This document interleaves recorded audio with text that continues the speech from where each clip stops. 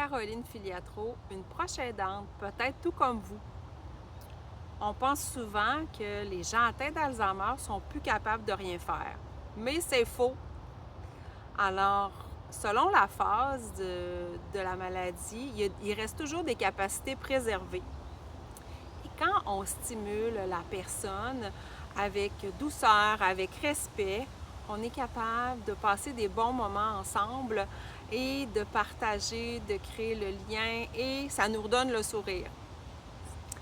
Je veux vous inviter en premier lieu à partager ma vidéo parce que je ne vous cacherai pas qu'il y a de plus en plus de familles qui sont touchées par la maladie. Il y a de plus en plus de proches aidants et ça peut les soutenir. Je vous remercie à l'avance. La première activité que je vous invite à faire avec votre proche, c'est les activités du quotidien. Il ne faut pas oublier que votre proche il a besoin de se sentir utile et productif dans sa vie. C'est la même chose que vous, c'est un besoin humain qui reste. Alors, comment je vais l'impliquer? Alors, vous, de votre côté, ça va vous aider et ça va aussi combler son besoin. Alors, comment je vais l'impliquer, par exemple, dans la préparation des repas, en épluchant des carottes, par exemple. Aussi, ça peut être dans les autres tâches, en pliant du linge. Faut pas demander la perfection non plus. C'est vraiment important. Et aussi, ça peut être dans les choses de base que vous voyez, comme le nettoyage de la salle de bain, selon les capacités de votre proche. Alors, ça va vraiment être une activité qui va l'aider dans le reconnaître et à ce qu'il se sente mieux, et vous aussi de votre côté. Deuxième activité que je voulais vous proposer, c'est une activité selon l'histoire de vie de votre proche.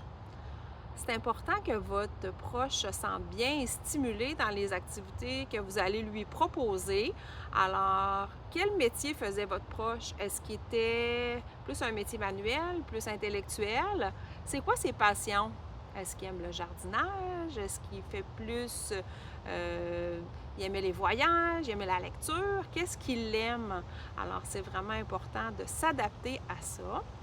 Par exemple, mon père, c'était une personne qui faisait beaucoup de sport, beaucoup d'exercices. Il aimait la nature, il aimait les voyages. Alors, je lui avais acheté des livres avec de voyages de différents pays. Et regardait ça à l'occasion. Même quand j'étais partie, les gens de la résidence me disaient qu'ils aimaient beaucoup ça. La deuxième chose aussi, c'était on allait marcher dans la résidence ensemble, soit à l'intérieur ou à l'extérieur.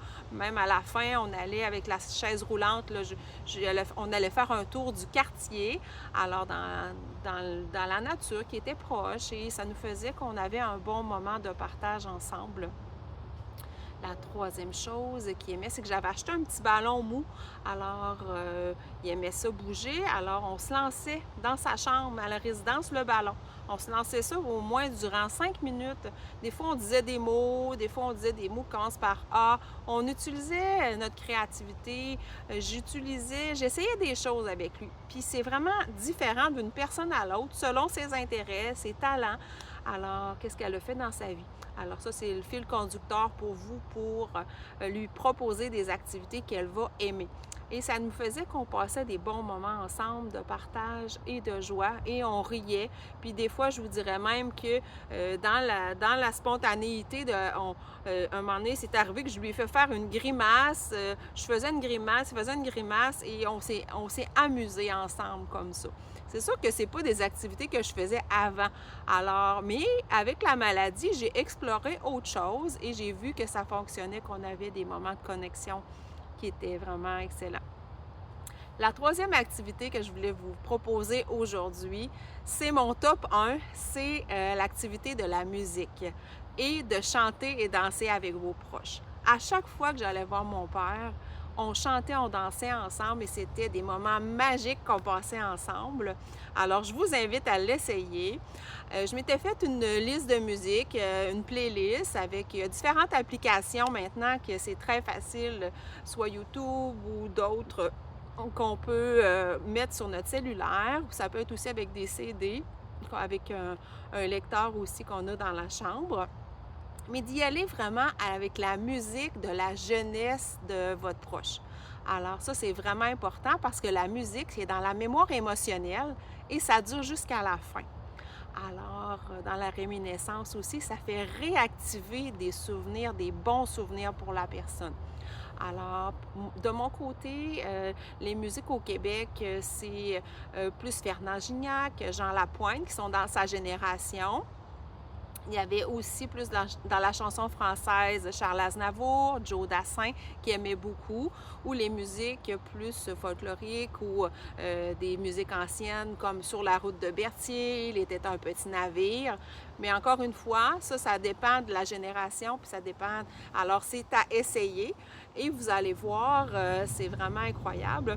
Alors moi, quand j'arrivais, je partais la musique et je prenais les mains de mon père et quand on était debout, alors on bougeait comme ça les mains et on partait. Et même si à la fin, il ne se souvenait plus il parlait presque plus, il partait à chanter quand il se rappelait des musiques de sa jeunesse et c'était incroyable les moments qu'on avait ensemble.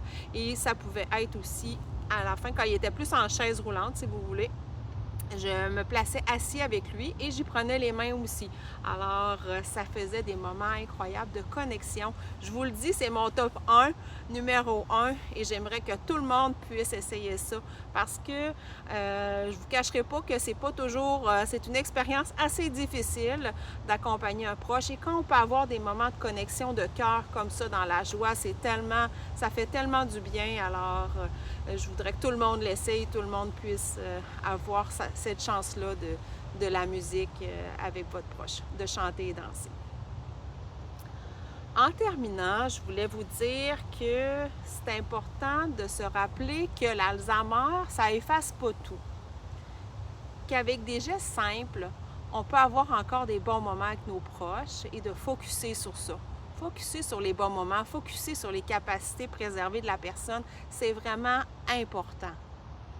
Je vous invite aussi à partager ici dans les commentaires en bas, vous, de votre côté, les activités qui fonctionnent avec votre proche. C'est quoi? Ça peut inspirer puis donner des idées à d'autres parce que d'une personne à l'autre, c'est tellement différent. Je vous invite aussi à partager mon vidéo si vous avez trouvé que c'est intéressant. Ça peut beaucoup aider les autres proches aidants qui vivent ces moments difficiles.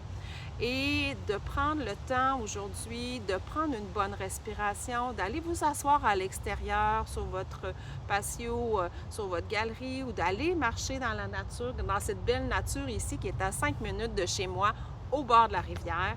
Ça fait du bien, c'est tellement ressourçant, c'est important que vous preniez soin de vous. Alors, je suis là pour vous, vous n'êtes pas seul et de tout cœur avec vous, on se revoit bientôt.